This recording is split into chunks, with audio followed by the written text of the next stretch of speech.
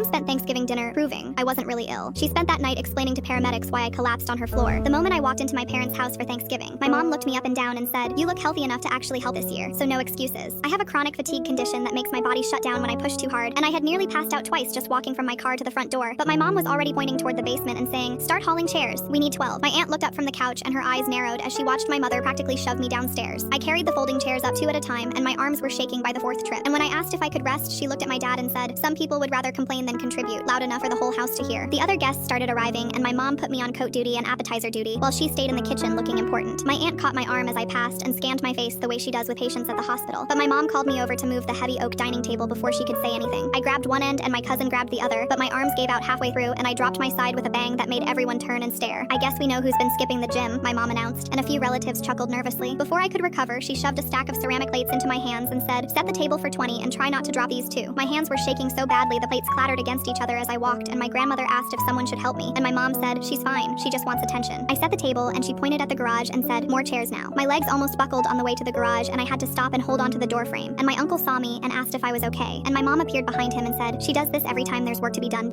I dragged in the chairs one at a time because I couldn't lift them anymore, and she pointed at the chest freezer and said, "Ice, and hurry up." The bags were 20 pounds each, and I got the first one to the kitchen before my vision started going gray, and I had to grab the counter to keep from falling. My aunt started to get up, and my mom waved her off and said, "Trust me, if there was actually something wrong with her, she wouldn't be standing right now." My whole body was trembling, and the room kept tilting, and my mom Scan the QR code to download TikTok. The subsequent story endings are explosive and full of hidden surprises waiting for you. You can also get rewards by creating a new account.